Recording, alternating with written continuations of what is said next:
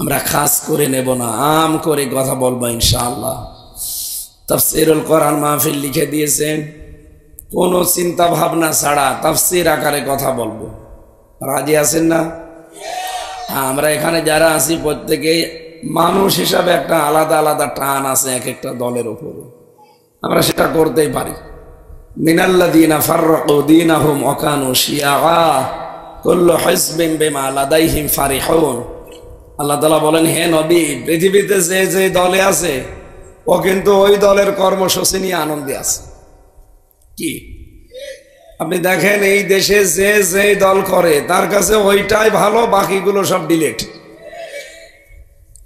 ১৫০০ বছর আগে কোরআন জানিয়েছে যে দুনিয়ায় যে যে দলে আছে আপনি দেখবেন ওই দল নিয়েও আনন্দে আছে। আমরা এটা মানুষ হিসাবে করিও, কিন্তু আজকের এই অনুষ্ঠান কোনো দলীয় অনুষ্ঠান না, সবার জন্যে। হ্যাঁ, এখান থেকে আমরা যেহেতু মানুষ, আমাদের এই জগৎই শেষ না, এরপর আর একটা জগৎ আছে, ওই জগতের জন্য কিছু পুঁজি তৈরি করা দরকার। খুব খেয়াল করে শুনবেন, যেহেতু অল্প সময় আমরা পাবো, মাত্র ঘন্টা খানিক, এর ভেতরে আমরা সামারাইজ করে কথাগুলো বলার চেষ্টা চালাচ্ছি। আমার বুক এবং কণ্ঠ দুইটাই বসা, আল্লাহ যেন তুলে দেন। ৩টা বছর আপনারা জানেন আমি শুধু ছেলে না, ফাঁসির কন্ডেম সেলের ভেতরে ছিলাম, খেয়ে না খেয়ে। এবং মানসিকভাবে এমন অত্যাচার করেছিল, এমন কোনো জায়গা নেই যেখানে টর্চার করে না। মাথা থেকে শুরু করে পা পর্যন্ত প্রত্যেক জায়গায় মানসিকভাবে শারীরিকভাবে আমাকে দুর্বল করে ফেলেছে। এখন স্বাভাবিক হতে সময় লাগবে। আর এই ৮-৯ দিন কণ্ঠটাও বসার কারণে আরো কষ্ট হচ্ছে, যেহেতু আল্লাহ মরা গাছে ফুল ফোটাতে পারে না, পারে না? মরুভূমির ভেতরে ঝর্ণা তুলে দিতে পারে না? ওই আল্লাহ আমার কণ্ঠ যেহেতু বসে গেছে, তুলে দিতে পারবে নাকি ওনার সেই ক্ষমতা এখন আর নেই?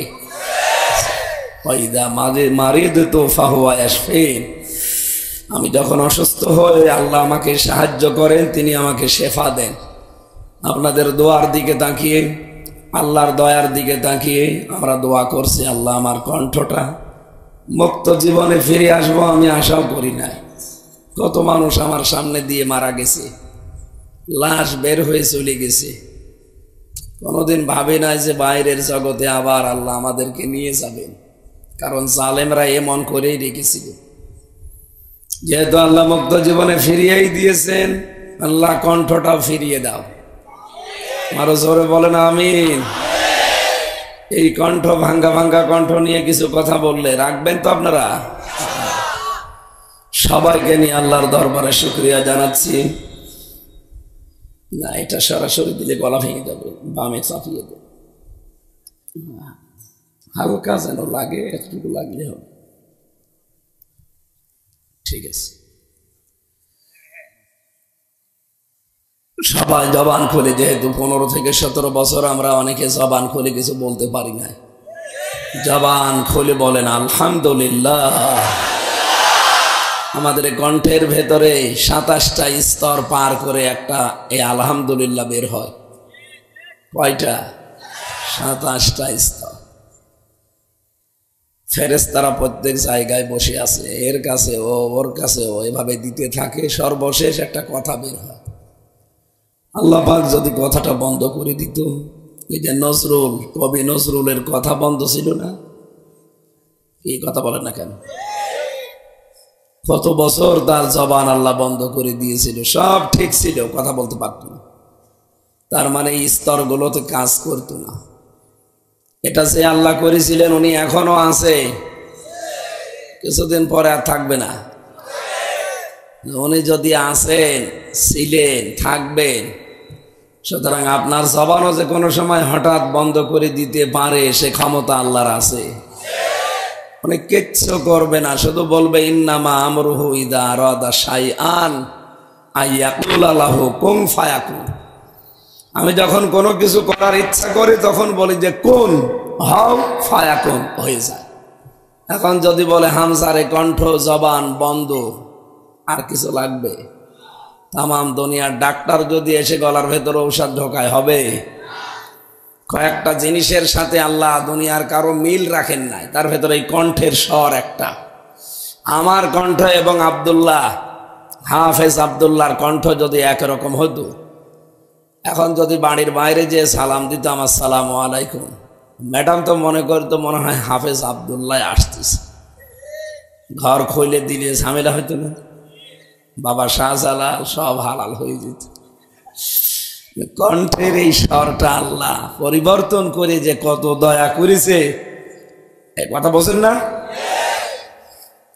2 নম্বরে আল্লাহ পাক বলেন, আমি মানুষের চামড়া, এই যে আমার শরীরের ভেতরে ৯,৭৬৮ প্রকার চামড়া আছে, কিন্তু কোন চামড়ার সাথে কোন চামড়ার মিল নেই। প্রত্যেক চামড়া যদি একরকম করে দিত, জীবনে কোনো কিছু কাজ করতেও পারতাম না। কেন আল্লাহ আলাদা আলাদা চামড়া দিয়েছেন? আরো গুরুত্বপূর্ণ বিষয়, আমার চামড়া হাফেজ আব্দুল্লাহ চামড়া হয়তো একরকম দেখতে রং, কিন্তু আমার চামড়া যদি কেটে যায়, ওনার চামড়া এনে লাগিয়ে দেবেন, কিয়ামতের আগে লাগবে না, লাগালে আরো পছন্দ হবে। কেন? আল্লাহ জানাতে চেয়েছেন তোর চামড়ায় ওর সাথে মেলে না। কিয়ামতে কেউ কারো বোঝা বহন করবে না। অথচ বাংলাদেশে কত ভণ্ড পীর বের হয়, বলে তোর কোনো চিন্তা নেই, আমি আছি। এটা পুরা বাট পারি, কথা বোঝা যাচ্ছে না? কারো উপরে ভরসা করে লাভ আছে? নিজের কাজ নিজে করবেন, কারো উপরে আশা ভরসা করে লাভ নেই, এগুলো সব ভুয়া। কারণ কিয়ামতের দিন আপনাকে আল্লাহ বিচারের জন্য একা ডাকবে। কয়জন করি? নাকি পীর সাহেব সহ? অনেকে বলে যে আমার বাবা জান উঠবে। কিসের বাবা জান? আপনি উঠবেন কিয়ামতে আল্লাহর সামনে স্রেফ একা। এটাকে আমি বানালাম? সারা মারিয়ামের ভেতরে আছে, 16 নম্বর পারা, 10 নম্বর পৃষ্ঠা, 15 নম্বর লাইনে আছে, অকুল্লুহুম আতিহি ইয়াউমাল কিয়ামাতি ফারদা। আল্লাহ বলেন কিয়ামতে প্রতিটি মানুষকে আমার সামনে ডাক দেব একজন করি। কয়জন করি? তাহলে যারা বলে যে কিয়ামতে আমার পীর সাহেবরা সব লাইন দিয়ে উঠবে, কোনো চিন্তা নেই, বাবা জান আছে, দাদা জান আছে, এগুলো মিথ্যা কথা না সত্য কথা? সব বানোয়াট, মানুষকে ধোঁকা দিয়ে বোকা বানাতে চায়। এই জন্য আল্লাহ চামড়ার সাথে মিল রাখেন না, যে তোর চামড়ার সাথে ওর চামড়া মেলে না, আর কিয়ামতে তোর বোঝাও বহন করে নিয়ে যাবে পাপের বোঝা। ও তোরে বোঝায় আর তুই বুঝিস ওইটা একটা বাটপার, আর তুই পাগল। এই কথা বলো না কেন? 3 নম্বরে আমাদের মেলে না এই আঙ্গুলের ছাপ। এখানে 153টা রেখা আছে, আজ পর্যন্ত কারো সাথে কারো রেখা মেলে নাই, কিয়ামত পর্যন্ত মেলবে না। যদি রেখা মিলে যেত, কত মানুষের জমি জাল দলিল করে নিয়ে নিত। 4 নম্বরে যেটা মেলে না সেটা চোখ। এই যে চোখের ভেতরে 1,70,000 তার দেওয়া আছে। আপনি শুধু চামড়া তুলে ফেলেন, দেখেন মানুষের শরীরে শুধু তার পাবেন, শুধু রগ। এখানে 5টা জিনিস দিয়ে আল্লাহ সাজিয়েছেন: মনি, কর্নিয়া, লেন্স, ইকুয়াল। কয়টা? একটার সাথে আর একটা কারণ মিল নেই। মনে হচ্ছে চোখ একরকম দেখতে, কিয়ামত পর্যন্ত এটা মিলবে না। 5 নম্বরটা আরো আশ্চর্য, সেটা হচ্ছে আমাদের এই জহব্বার স্তর। 1,50,00,000 স্তর আছে এই জহব্বার ভেতরে, স্বাদ আস্বাদন করতে পারে। 357 প্রকার খাবার আপনি একবারে জহব্বায় দিলে বলতে পারবে আলাদা আলাদা স্বাদ। কিন্তু পৃথিবীতে কোনো হোটেল এমন নেই যেখানে 357 প্রকার খাবার রান্না হয়। বাংলাদেশে সহ বিশ্বের বহু দেশে আমি গেছি, কোনো নামি দামি রেস্তোরাঁ হোটেলে আমি পাইনি। এদেশের গাজীপুর জেলা নাম শোনেননি? কাপাসিয়া একটা থানা আছে, নিরিবিলি একটা হোটেল আছে, ওখানে 180 প্রকার খাবার বানায়। কলার পাতা ভর্তা বানায়, বাঁশের পাতা ভর্তা বানায়, কাঁঠালের পাতা ভর্তা বানায়, সব মিলে কত। অথচ আমার জহব্বায় আল্লাহ স্বাদ নেওয়ার ক্ষমতা দিয়েছে 357 প্রকার। সুবহানাল্লাহ বলতে পারেন না? আমি এগুলো সব বানালাম না, সব বিজ্ঞান থেকে নিয়েছি। তার মানে আজকে সামারাইজ এতক্ষণ পর্যন্ত যা বললাম, এই কারো ওপরে ভরসা করে লাভ নেই। আপনার চামড়া মেলে না, আপনার হাতের ছাপ মেলে না, আপনার কণ্ঠের স্বর মেলে না, চোখের মনি মেলে না। সর্বোপরি জহব্বার আস্বাদন স্তরের এই স্বাদের এক একজনের ভিন্নতা এক এক রকম, কোনো কিছুই মিল নেই। আর মানুষ আপনাকে বোঝাবে যে ওই তোর চিন্তা নেই, আমি আছি, কিয়ামতে তোরে পার করে দেব, ওটা পুরো একটা ভণ্ড। হ্যাঁ, কথা বলেন, এরকম ভণ্ডের দরবার বাংলাদেশে নেই। এগুলো যেন আর না থাকে। আমাদের আজকের আলোচনার বিষয় হচ্ছে সূরা তাহার ৭৪ নম্বর আয়াত। পৃথিবীতে যে যেই ধরনের অপরাধ করবে আল্লাহ জাহান্নামে তাকে ওই স্তরে রাখবে। আমরা বহুবার এ কথা বলেছি যে জাহান্নাম আমরা অনেকেই জানি যে ৭টা, আর জান্নাত, এখানে যারা জেনারেল শিক্ষিত আছে এদেরকে যদি জিজ্ঞাসা করেন জাহান্নাম কয়টা, জিজ্ঞেস করেন তো কয়টা, কোনদিন পড়িয়েছে? না, পড়েনি। বুঝলাম, ওই 1 2 3 4 5 যারা পড়ে ইসলাম শিক্ষা, ওখানে লেখা আছে জাহান্নাম ৭টা, জান্নাত 8টা। কিন্তু কোরআনে কারিমে তো এই কথা নেই। এই এমন সময় চলে গেল, তাড়াতাড়ি করেন। ওখানে একজন বসিয়ে রাখতে পারেননি, এমনি গলা ভেঙে গেছে।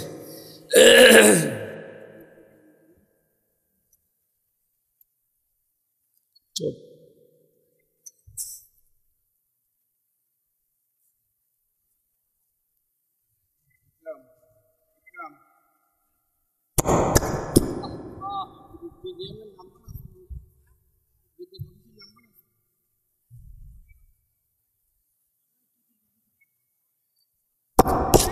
ওখানে একজন বসিয়ে রাখতে পারেননি।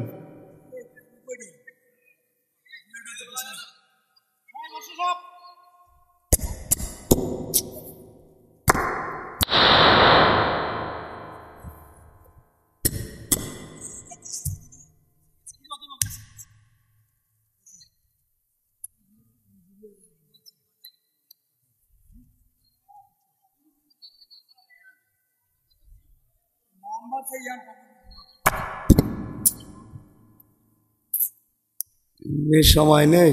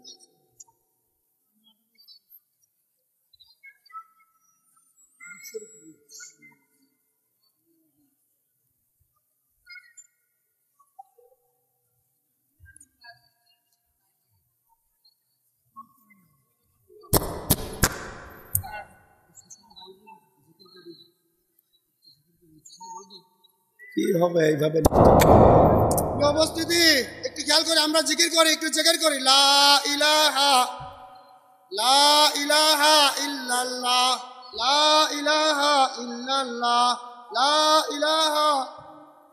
সবাই জিকির করি ইনশাআল্লাহ।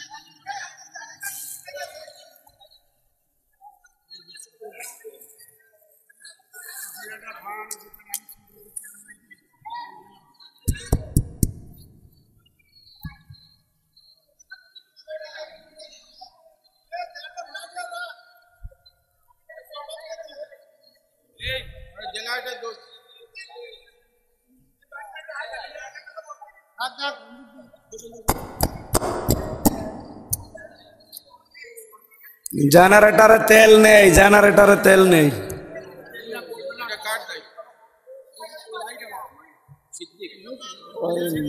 বিদ্যুৎ অফিসে কল দেন।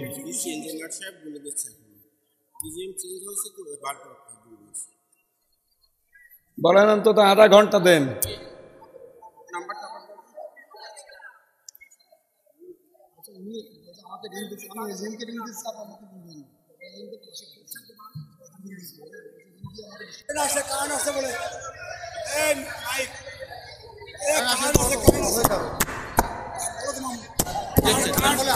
লাইনটা এখানে আসবে তো চলে আসে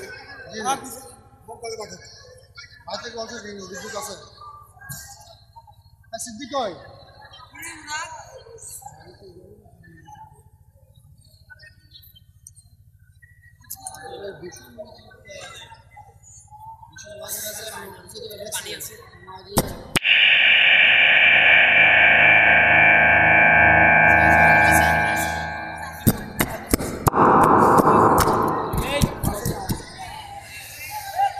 আল্লাহুম্মা সাল্লি আলা। বসেন, যারা দাঁড়িয়ে আছেন বসে পড়েন। ওয়ালা আলি।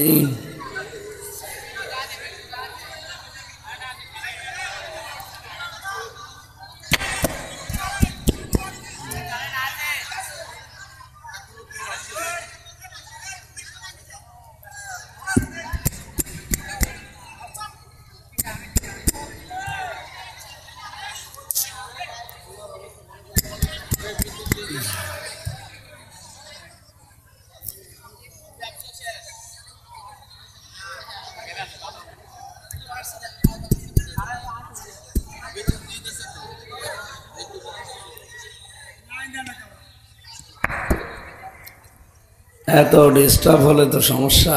এই মাহফিলে আসা ঠিক হয়নি আমার, না। সুবহানাল্লাহ আলহামদুলিল্লাহ লা ইলাহা ইল্লাল্লাহ। সুবহানাল্লাহ আলহামদুলিল্লাহ লা ইলাহা ইল্লাল্লাহ। লা ইলাহা ইল্লাল্লাহ মুহাম্মাদুর রাসূলুল্লাহ। আমার ভাইরা, আমি একটা সহজ বিষয় নিয়েছিলাম আমাদের বোঝার জন্যে। কথাগুলো এমনি সময় কম শোনেন। যেহেতু এটা রাজনৈতিক মঞ্চ না, আমরা তাফসীর মাহফিলে এসেছি কোরআন থেকে কিছু জানতে। এটা নির্ভেজাল বিষয়, কারণ অনেক মানুষ ভ্রান্ত ধারণায় আছে, মনে করে জাহান্নাম 7টা, জান্নাত 8টা। আমি যে যতটুকু করছি অসুবিধা নেই, কালেমা যখন পড়েছি একদিন না একদিন যাব, এই বিশ্বাস অনেকের ভেতরে আছে না? এইটা বদ্ধমূল থাকার কারণে মানুষ চুরি করে, এইটার কারণে মানুষ জেনা করে, এটার কারণে মেয়েরা বেপরদায় চলে। যদি জানতো যে জান্নাত কি, তার কিভাবে আল্লাহ বানিয়েছে, কাদেরকে দেবে, এ কতদিন থাকা লাগে, কতদিন বের হওয়া যায় না, এই বিষয়গুলো আমাদের নখদর্পণে নেই। এগুলো যদি সঠিকভাবে আমরা জানতে পারতাম, আমার মনে হয় অনেক মানুষ অন্তত নিজের জীবনকে আখেরাতের দিকে তাকিয়ে কন্ট্রোল করে ফেলত। আমরাও সেই ছোটবেলায় ইসলাম শিক্ষা বইতে পড়েছিলাম জান্নাত 8টা, জাহান্নাম 7টা। কোরআনের তাফসীর পড়ে দেখছি না, লাহা সাবাতু আবওয়াব, সূরা হিজরের 44 নম্বর আয়াতের প্রথম অংশে আছে। আল্লাহ বলেন জাহান্নাম একটা, এর দরজা 7টা।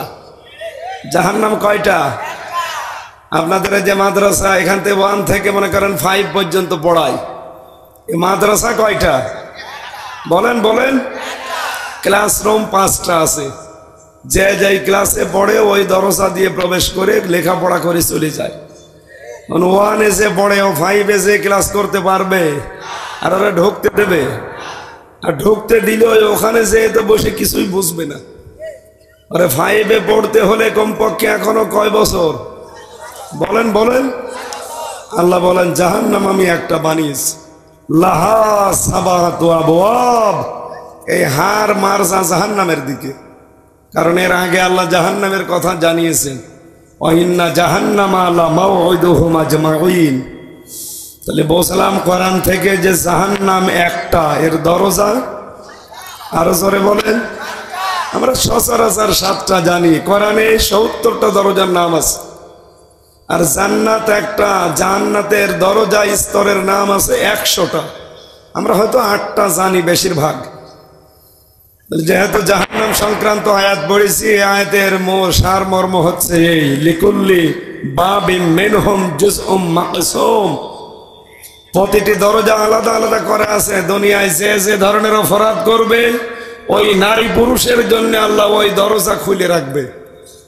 মানে আমরা আজকে এসেছি এখানে জানার জন্যে জাহান্নামের দরজা যেহেতু 70টার উপরে, অন্তত 7টা তো জানি নাকি বলেন। আমরা এখন দেখবো যে আমরা যে কাজ করছি, এই কাজে আল্লাহ কোন জাহান্নামের দরজা দিয়ে আমাদেরকে প্রবেশ করাবে।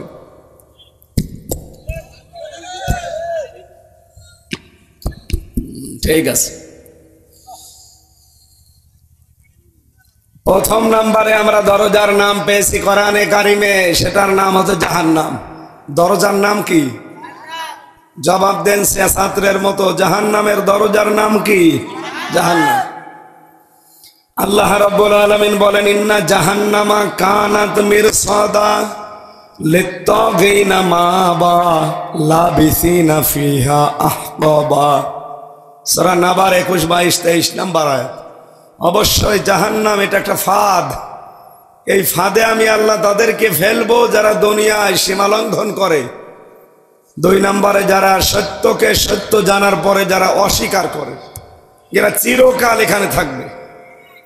কে বুঝলাম এই জাহান্নামের দরজা দিয়ে প্রবেশ করবে। জাহান্নাম নামক যে দরজা, 1 নম্বরে যারা সীমা লঙ্ঘন করে। কি লঙ্ঘন? বাংলাদেশে সীমা লঙ্ঘন হয়েছে না হয়নি? হয়েছে। 2 নম্বরে অস্বীকারী যারা, কি অস্বীকার করে? সত্য। পৃথিবীতে আল্লাহর উপরে সত্য কিছু আছে? রাসূলের উপরে সত্য আছে? আমরা যারা প্রচার করতে আসি, ওই আল্লাহ রাসূলের কথাই তো বলতে আসি। এটা জানার পরেও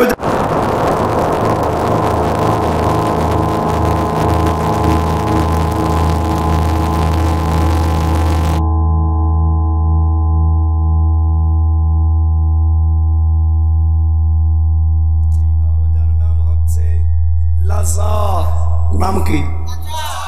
কাল্লা ইন্নাহা লাযা। আল্লাহ পাক বলেন, কখনোই না তোরে আমি লাজাই দেব। লাজা কারে বলে? কি এখানে নাযাআতাল লিশাওয়া। এই দরজা দিয়ে প্রবেশ করার সঙ্গে সঙ্গে মানুষের চামড়া সব উঠে যাবে। খোকসাবাসী যদি বিবেক থাকে ভালো করে, নারী পুরুষ সবাই মিলান, আমাদের কিন্তু সামনে দরজা আছে। এমন একটা দরজা দিয়ে আল্লাহ প্রবেশ করাবে, লাজা আগে চামড়া খসে যাবে। পৃথিবীর এমন কোন ঘরের খবর জানেন যেখানে ঢুকলে চামড়া খসে যায়? হ্যাঁ, না। আমি রিমান্ডে দেখেছিলাম, ওরা চামড়া খসায়, নখ খসায়। এই যে এরকম একটা চেয়ারের ওপরে বসিয়ে দেয় উঁচু করে, হাতের সাথে বেল্ট লাগিয়ে দেয়, পায়ের সাথে বেল্ট লাগিয়ে দেয়, গলার সাথে বেল্ট লাগিয়ে দেয়, কালো কাপড় দিয়ে চোখটা ঢেকে দেয়। ওদের এমন একটা মেশিন আছে হাতে এবং পায়ের সামনে এসে, শুধু মেশিন টিপ দেবে সুইচে। সামনে আপনার হাতের সাথে পায়ের সাথে মিল করে মেশিন বানানো, একটা শুধু টিপ মারবে, আস্তে করে আপনার এই নখগুলো পায়ের আর হাতের একবারে উঠে চলে আসবে। আমি নিজে দেখেছিলাম, আমারে বলছিল যে এইটা দিয়ে আমরা নখ তুলি। চেয়ারে বসানোর পরে শুধু আপনাকে একটা টিপ দেবে, 1 মিনিটে আপনি 120 বার ঘুরবেন। চোখ মুখ ধাঁধা লেগে মনে হবে 3-4টি দুনিয়া দেখছি। কথা বলছেন কিছু? এই এখান থেকে বন্ধ করে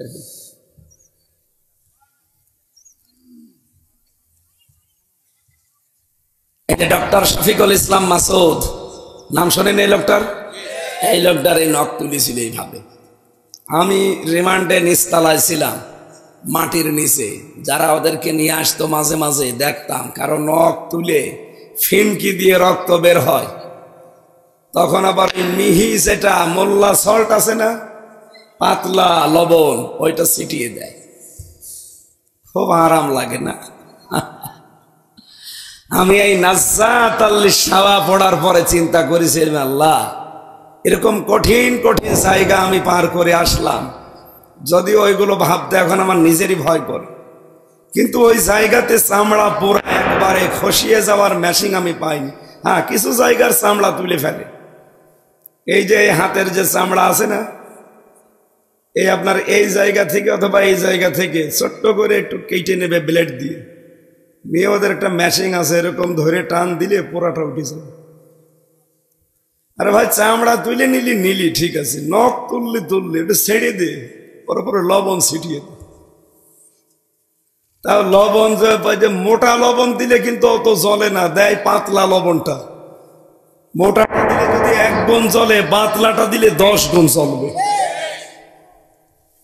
তাহলে চামড়া একবারে তুলে ফেলার পর শরীর থেকে মেশিন আমি পাইনি। হাতের চামড়া তুলতে পারে, মুখের চামড়া তুলতে পারে, নখ তুলতে পারে।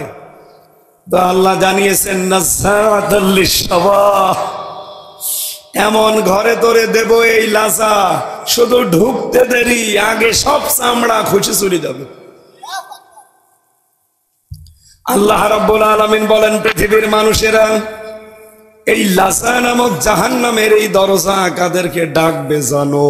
তাদউ মান আদবারা ওয়া তাওয়াল্লা। এই জাহান্নামের দরজা তাদেরকে ডাকতে থাকবে, দুনিয়ায় যাদেরকে সত্য এবাউট টান করে চলে গেছে। এরকম মানুষ বাংলাদেশে নেই? চোখে আঙ্গুল দিয়ে দেখানো হয় যে এটা সত্য পথ, এরপরও মানতে চাই না।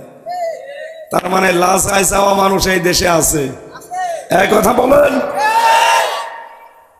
2 নাম্বারটা আরো ঝামেলা।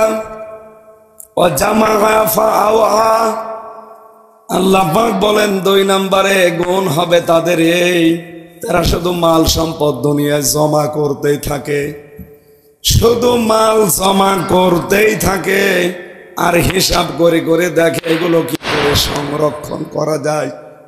এই বাংলাদেশে এই প্রকৃতির মানুষ দিন দিন বেড়ে যাচ্ছিল। বাবা শাহজালাল সব হালাল, কোন দিক থেকে সম্পদ আসবে ওগুলো দেখার দরকার নেই, আমার চাই।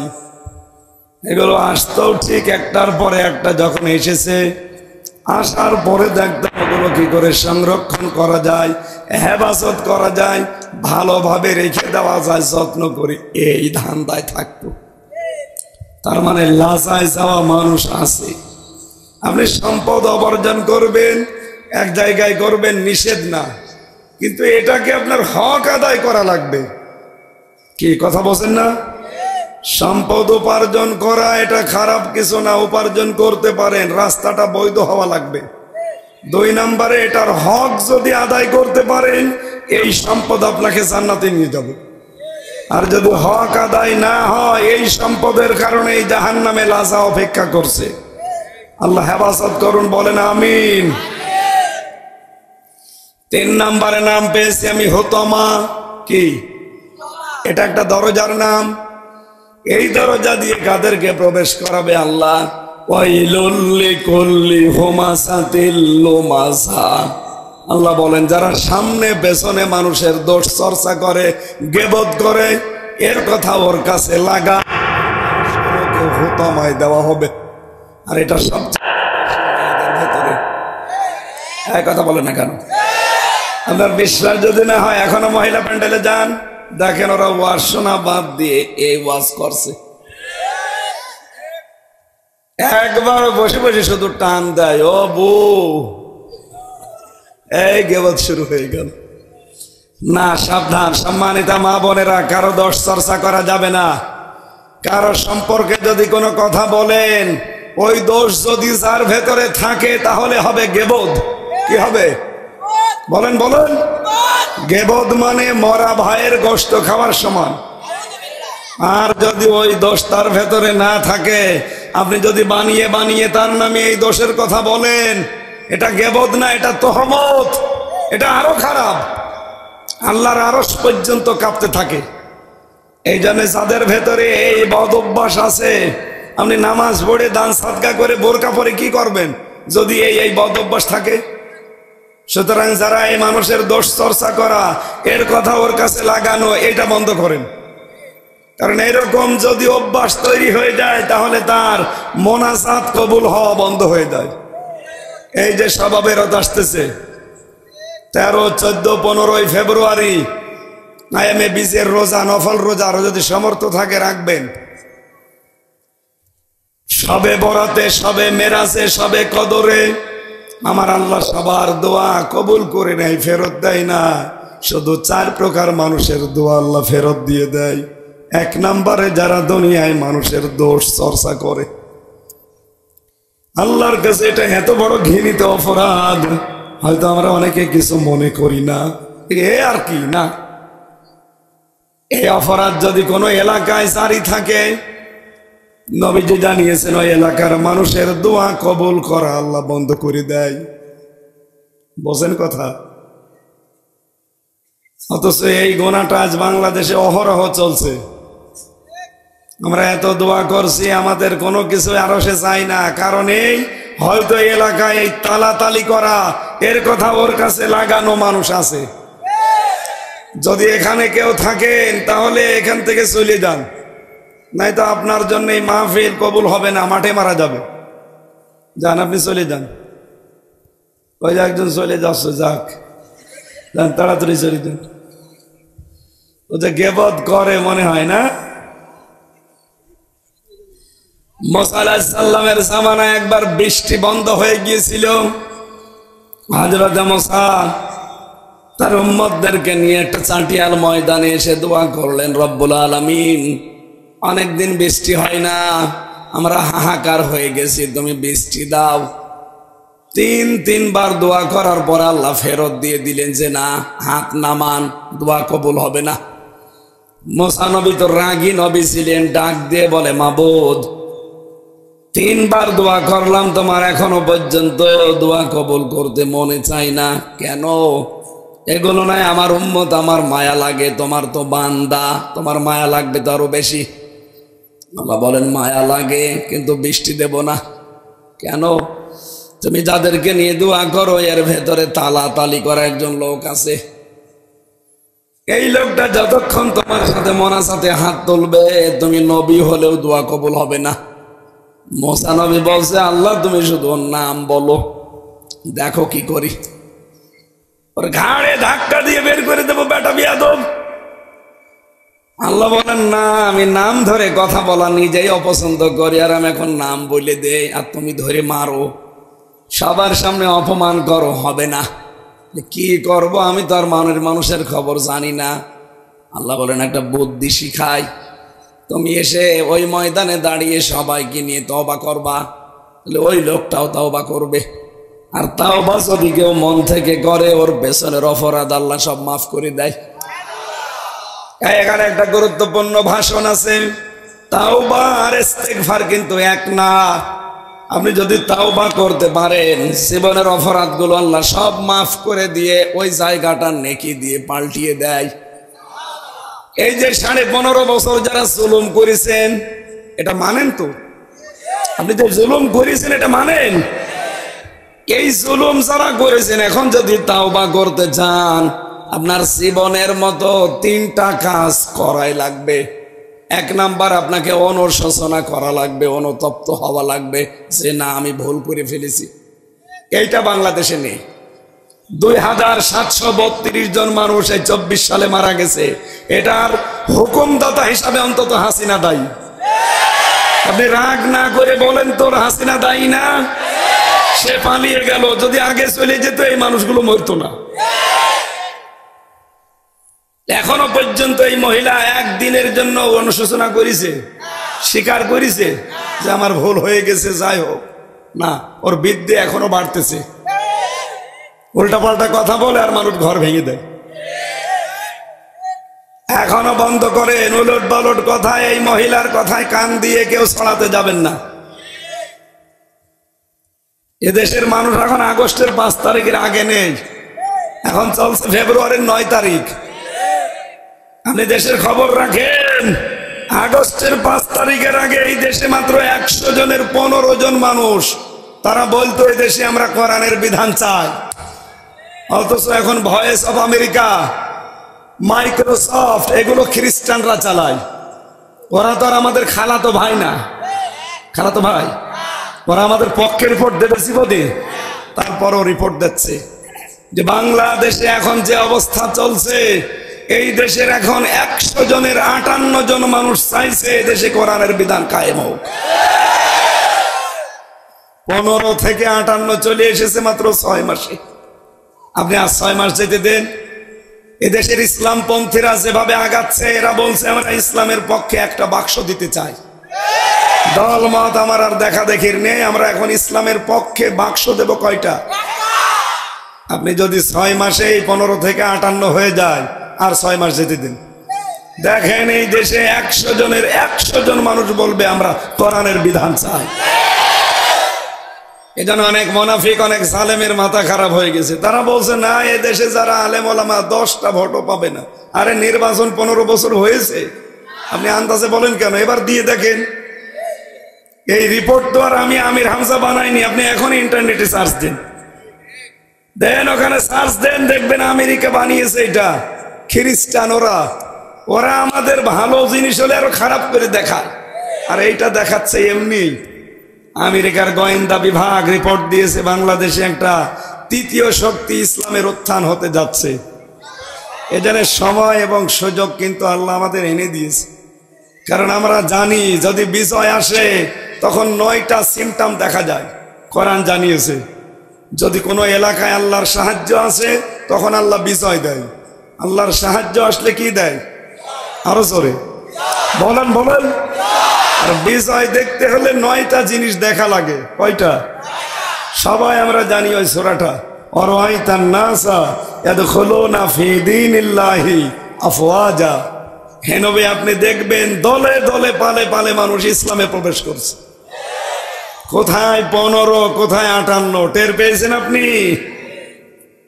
গত কয়েকদিন আগে অনলাইন জরিপ বেরিয়েছিল, এ দেশের 100 জনের 66 জন মানুষ এখন চাচ্ছে, গতকালকের রিপোর্ট, 100 জনের 66 জন মানুষ চাচ্ছে, এর ভেতরে হিন্দু আছে। তারা চাচ্ছে দেশে আল্লাহর বিধান কায়েম হোক, তাহলে আমরা নিরাপদে থাকতে পারবো।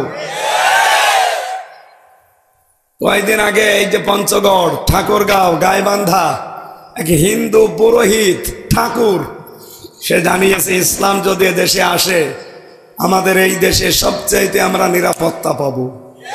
কারণ আমরা দেখতে পেয়েছি যে মুসলমানরা আমাদের মন্দির পাহারা দেয়, আমাদের বাড়ি ঘর পাহারা দেয়। আর এতদিন যারা আমাদের উল্টা পাল্টা বুঝিয়েছিল ওই দাদা বাবুরা, ওরা সবচাইতে বিশ্বে বেশি মিথ্যা কথা বলে। এই যে ভয়েস অফ আমেরিকার রিপোর্ট, 257টা দেশ আছে দুনিয়ায়, সবচাইতে বেশি মিথ্যা তথ্য প্রচার করে ভারত।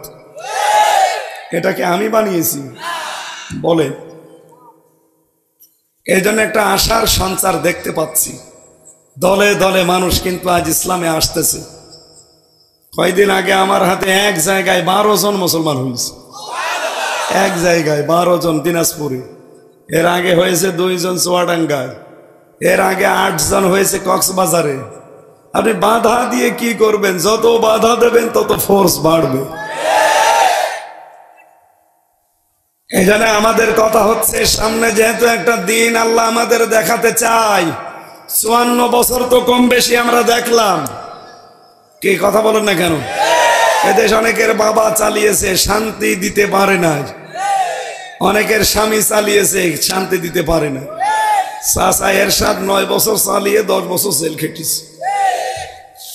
কারো ভাবি চালিয়েছে, ববু চালিয়েছে। এখন শুধু দেখতে বাকি আছে যে এইটা দিয়ে চললে কেমন দেখা যায়। আর আমরা এটা দেখবো ইনশাল্লাহ। আমাদের মন ডেকে বলছে 3 বছর ফাঁসির ওই কন্ডেম ছেলে, আমার একটাই দোয়া ছিল, আল্লাহ তুমি যাই করো চর্ম চোখে যেন দেখে মরতে পারি। বাংলার ৫৬,০০০ বর্গ মাইল আল্লাহর কালাম দিয়ে চলছে, সেই ব্যবস্থা আল্লাহ করে দিচ্ছে মনে হয়। তাহলে তাওবার প্রথম নিয়ম হচ্ছে অনুশোচনা করা। এটা যাদের ভেতরে আসবে না, এই মানুষগুলোর তাওবা কবুল হবে না। আর বাংলাদেশে এরকম বৃদ্ধি বেড়ে যাওয়া মানুষ বেশি দেখতে পাচ্ছি। ২ নম্বরে স্বীকার করা যে না আমি সত্যি অপরাধী।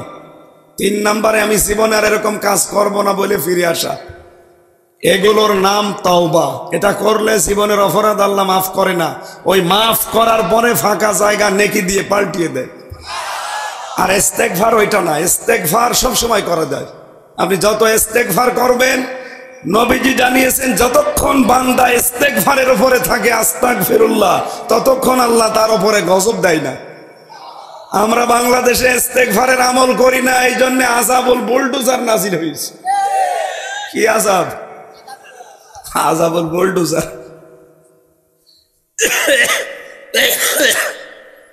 এরপরও আমাদের ইস্তেগফারের আমল নেই, এই জন্য এখন চলছে অপারেশন ডেভিল হান্ট, মানে শয়তানের খোঁজে।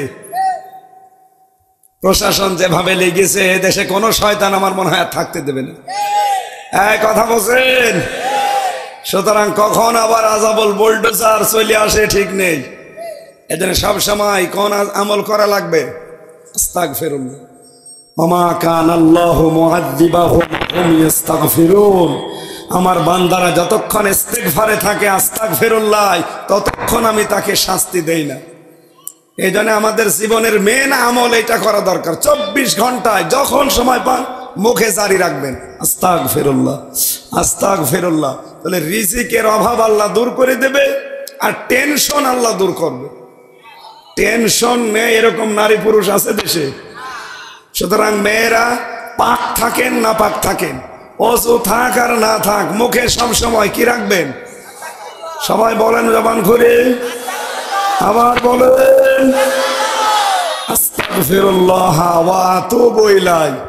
আস্তাগফিরুল্লাহ আল্লাযী লা ইলাহা ইল্লা হুয়াল হাইয়্যুল কাইয়্যুম ওয়া আতুবু ইলাইহি লা হাওলা ওয়ালা কুওয়াতা ইল্লা বিল্লাহিল আলিয়্যিল আযীম। এটা পুরাটা না পারলে আস্তাগফিরুল্লাহ ওয়া আতুবু ইলাইহি, আর না পারলে বলবেন আস্তাগফিরুল্লাহ। একেবার না পারলে বলবেন ইগফিরলি, ইগফিরলি। কথা বুঝতেছেন? মুসা নবী বললেন ঠিক আছে আমি তাওবা করাবো। উনি যে বললেন এখানে এমন একটা লোক আছে যে তালাতালি করে, কিন্তু কে আছে আমি জানি না। অবশ্যই এখানে আছে, নাই আল্লাহ আমারে বলতো না। সে যতক্ষণ থাকবে দোয়া কবুল হবে না। এই জন্য আমি এখন তাওবা করাচ্ছি, সবাই যেন আমার সাথে তাওবা করে। হযরত মুসা আস্তাগফিরুল্লাহ পড়ালেন, সবাই তাওবা করে নিলেন। ওই জন তাওবা করেছে। এবার তিনি হাত তুলতে দেরি, আমার আল্লাহ বৃষ্টি দিতে দেরি করেননি। খোকসাবাসী চিন্তা করেন, মুসা নবীর মতো এত বড় একটা পাওয়ারফুল নবী, যিনি কথা বলতেন আল্লাহর সাথে কালিমুল্লাহ বলা হয়, সেই নবী তিনবার হাত তুলে বসে আছে। আল্লাহ ফেরত দিয়েছে যে না, এর ভেতরে তালাতালি করা লোক আছে, তার জন্য পুরা দোয়া কবুল বন্ধ। এখানে যদি এরকম চরিত্রের কেউ থাকেন, এই এলাকার মানুষ যত ভালো হোক, এদের তাওবা এদের দোয়া বন্ধ হয়ে যাবে। এই জন্য আশা করছি এই গোনাটা ছাড়বেন। যদি দুনিয়ার ক্ষতি না চান আর আখিরাতের ক্ষতি হুতমাই দেবে আল্লাহ। আল্লাহ দিয়ে জামা মাল দাদা, যারা মাল সম্পদ জমা করে আর বারবার হিসাব করে, ইয়াহসাবু আন্না মালাহু আখলাদা, ওরা মনে করে, ধারণা করে, বিশ্বাস করে এগুলো আমাদের কাছে জনমের মতো থেকে যাবে। আল্লাহ বলেন কাল্লা, কখনোই না। কাল্লা লা ইউমবাদান্না ফিল হুতামা, কখনোই না, তোরে আমি হুতামায় দেব। নারুল্লাহিল মুকাদা, কি জানো হুতামা? এটা আল্লাহর জ্বালানো আগুন। ওমা আদরাকা মাল হুতামা, এ নবী আপনি কি জানেন হুতামার বললাম, আর আপনি মনে করছেন কি না, এটা পুরোটাই আগুন। পুরোটাই আগুন। এই দরজা দিয়ে প্রবেশ করেই মানুষ শুধু আগুন ছাড়া আর কিছু পাবে না। অথচ এই জাহান্নামের এই হুতামা নামক দরজা দিয়ে আল্লাহ খুব বড় পাপের কারণে দেবে না, যেটাকে পাপই মনে করি না ওই পাপের কারণে। কোন পাপ? তালাতালি করা, এর কথা ওর কাছে লাগিয়ে সম্পর্ক নষ্ট করে দেওয়া। গীবত করা, যার ভেতরে যেই দোষ নেই ওই দোষের কথা তার ভেতরে লাগিয়ে ওই লোকটাকে সমাজের কাছে, মানুষের কাছে ছোট করে দেওয়া। বাংলাদেশে গোনা এখন আছে না নেই? আরে মা বোনেরা যারা এসেছেন, খালি নামাজ পড়া, রোজা রাখা, কালো বোরকা পরা ইবাদত না, হযরত জায়েজ কথাগুলো মেনে চলা। আমি স্বামী, আল্লাহর কসম, কোরআন আমার সামনে, এখানে যত স্বামী আছে প্রত্যেক স্বামীর পক্ষ নিয়ে বলছি। মা বোনেরা ভালো করে শোনেন, শুধু নামাজ পড়া, রোজা রাখা, কালো বোরকা পরা না, জান্নাত যেতে পারবেন না। স্বামী যেটা পছন্দ করে ওটা যদি জায়েজ হয়, আপনার জীবন থাকতে পছন্দ করা লাগবে। আপনারা আমার কুষ্টিয়ার মেয়েরা, আমি ভালোবাসি আপনাদের, আমি চাই না আপনারা জাহান্নামে যান। আমি প্রত্যেক স্বামীর উপর থেকে কথা নিয়ে বলছি, আমি প্রত্যেক স্বামীর উপর থেকে কথা নিয়ে বলছি। প্রত্যেকটা স্বামী আমরা মন থেকে চাই বিয়ের পরে আমার মা বাবা আমার সাথে থাকবে। আমি খেয়ে থাকি না খেয়ে থাকি, মা বাবা আমার সাথে থাকবে। 100টার 98টা বৌমা এটা চাই না, খালি আলাদা হয়ে যায়, আলাদা হয়ে যায়। কথা বলছেন না কেন? কার কার বউ এরকম ঝামেলা করে হাত তোলেন তো। আরে মুরব্বি, আপনার বউ আবার ঝামেলা করে, তো কবরে চলে যাবেন কালকে। না, ওনার 80 বছর বয়সে যদি ওনার বউ আলাদা হতে বলে, তো আলাদা কার সাথে হবে? খুব ঝামেলায় আছি আমরা। মা বোনেরা যারা এই মহিলা প্যান্ডেলে বসে আছেন, আমি নামাজের কথা বলি না, কারণ মুসলমানের কাছে নামাজের কথা বলা লাগবে কেন? যে মুসলমান নারী পুরুষ নামাজ পড়ে না, ও মুসলমানই থাকে না। রোজার কথাও আমি বলি না, কারণ মেয়েরা রোজা রাখে, পর্দাও অন্তত মোটামুটি করিয়েই আসে। কি খালি বিয়ের দিন বাদ দিয়ে, ওই দিন তো আর পর্দা লাগে না, ওই দিন বাবা শাহজালাল সব হালাল। কিন্তু বাকি পারিবারিক জীবনে এইটা 100 জনের 98টা মহিলা মানতে চায় না। খালি ওর বড় বোন আর ওর মা ওখান থেকে শুধু পানি পড়া দেয়, এই আর কতদিন থাকবে, আলাদা হয়ে যা। ওদের কথা শুনে শেষ পর্যন্ত স্বামীরে বলে, হয় আলাদা হন, না আপনার ভাত আমি খাবো না। আরে ভাত না খাবি, মুড়ি খাবি। মা বোনেরা হাতে পায়ে ধরে বলছি, এই কাজটা করেন না। আমার পেছনে আমার মা বাবা 25 থেকে 30 বছর শ্রম দিয়েছে, যখন আপনাদের খবরই ছিল না। আর আপনি 2 দিনের জন্য এসে বলেন এদের আলাদা করে দেন, কেন? ওরা যাবে কোথায় বলেন? আমি এই নীলফামারী থেকে আসতেছি কয়েকদিন আগে, কিশোরগঞ্জ বলে একটা থানা আছে, একটা বৃদ্ধাশ্রম আমারে নিয়ে গেল দেখার জন্য। যে দেখি গ্রাম অঞ্চলে এরকম, এইদিকে 25 জন মা, এইদিকে 25 জন বাবা বসে আছে, চোখের ভেতরে পানি টলটল করছে। প্রত্যেকেই দেখলাম ছেলে মেয়ের জন্য বরদোয়া দিচ্ছে। 2 জনের সাথে কথা বললাম, একজন বলছে আমার ছেলে ডিসি, আর একজন বলছে আমার ছেলে আমেরিকায় থাকে, অথচ 3 বছর পড়ি আছে এখানে। বলেন, যার ছেলে একটা জেলার ডিসি, যার ছেলে আমেরিকায় থাকে, তার টাকা পয়সা কত হতে পারে? অথচ মা আর বাবাকে রেখে গেছে বৃদ্ধাশ্রমে। আমি বললাম যে মুরব্বী কেন? আমার বৌমা শুধু ঘ্যানর করে, এই কারণে আমার রেখে গেছে। বলেন তো, এখানে আমরা সন্তান যারা আছি, ছেলে যত খারাপ হই, মা বাবারে বাড়ি থেকে দেবো, আলাদা করে দেব, বৃদ্ধাশ্রমে রেখে আসবো, কোন সন্তান চায়? তাহলে এটা আমরা করছি কেন? হয় ওদের কারণে, ওইদিকেই রয়েছে না। মা বোনের আবার বদদুয়া করেন না, আমি আপনাদের ভালোবাসি। আমি দেখতে পাচ্ছি কোরআন হাদিসের চোখ লাগিয়ে আপনার এই ছোট মনের কারণে আপনি জাহান্নামে যাচ্ছেন। মা বাবা আমার জান্নাত, মা বাবা আমার জাহান্নাম। সত্যি এই যে কোরআন আমি মাথায় নিয়ে বলতে পারি, আমি সন্তান হিসাবে বলছি, আমার মন যদি সত্যি আমার বউ পেতে চায়, এটা রেকর্ড হচ্ছে, ম্যাডামও হয়তো লাইভ দেখছে। সত্যি করে বলছি, আমার ইমান থেকে, একেবারে মন থেকে আমার মন যদি সত্যি আমার বউ পেতে চায়, আমার মা বাবাকে তার নিজের মা বাবার মতো মনে করা লাগবে, নয়তো জীবনও আমার মন পাবে না। হয়তো উপরে উপরে সংসার করার জন্য ছেলে মেয়ে হয়ে গেছে, কিছু করার নেই, বাবা শাহজালাল এদিকে ওদিকে করে চলে যাব, কিন্তু জীবনও আপনি মন পাবেন না। এই কথা বলেন না কেন? আমি এর চাইতে আর কড়া কথা বলতে পারলাম না। এরপরেও যদি কোনো মহিলার চরিত্র সংশোধন না হয়, বুঝবেন ওর বংশ খারাপ। সত্যি বলেন তো, কানের কাছে এই বাবাকে আলাদা করে দে, মাকে আলাদা করে দে, এরকম ঘ্যানর ঘ্যানর করে কার বউ? সত্যি হাত তোলেন তো। একজন শুধু, আমার ওয়াজ করার দরকার নেই।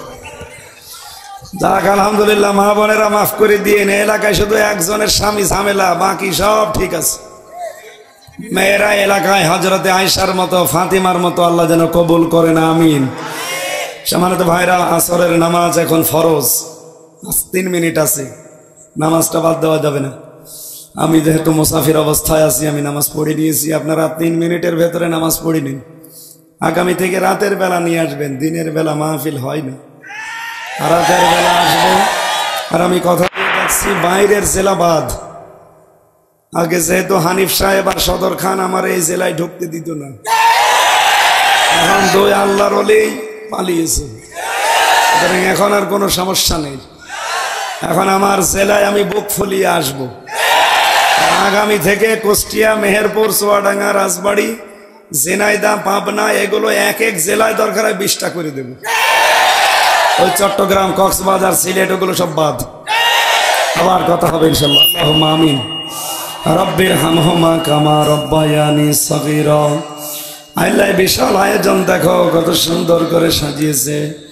যদিও বিদ্যুতের কারণে যতটুকু শুনেছি আমল করার তৌফিক দিও।